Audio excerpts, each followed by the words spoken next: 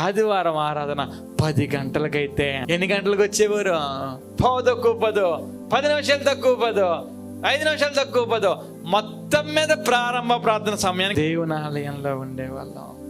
మరి ఇప్పుడు ప్రారంభ ప్రార్థనలో కొంతమంది, పాటల్లో కొంతమంది, ఆరాధనలో కొంతమంది, వాక్యంలో కొంతమంది, ముగింపు ప్రార్థనలో కొంతమంది, ఆశీర్వాదానికి కొంతమంది.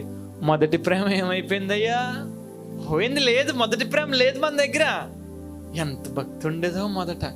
నీ మీద తప్పొకటి మోపాను, మొదటి ప్రేమ నీకు లేదు. 10 గంటలకి ట్రైన్ అంటే గంట ముందు ఉంటాను రైల్వే స్టేషన్లో, అక్కడ పనే ఉండదు. 9 గంటలకు వెళ్ళిపోయాం.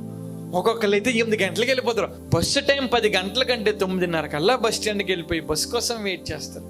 ఆ విషయాల్లో అంత పర్టికులర్గా ఉండే మనం దేవుని విషయాల్లో పర్టికులర్గా లేము. ఎందుకంటే మొదటి ప్రేమ కుచ్బినాయి లేదు మన దగ్గర.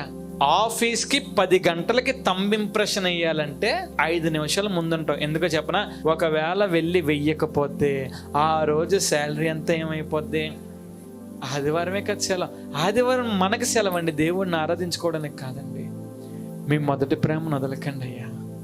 అమ్మా, మీ మొదటి ప్రేమ వదలకండి అమ్మా. తప్పు మోపేస్తాడమ్మా దేవుడు. సమయానికి మనం అందరము దేవుని మందిరంలో ఉండాలి. జాబ్కి వెళ్ళిపోవట్లే, జాబ్ ఇచ్చిన దేవుడు మనకు తక్కువైపోయాడా? ప్రయాణాలు అంటుంటే బస్సుల మీద వెళ్ళిపోవట్లే, దేవుడు తక్కువైపోయాడా? తప్పు కదండి.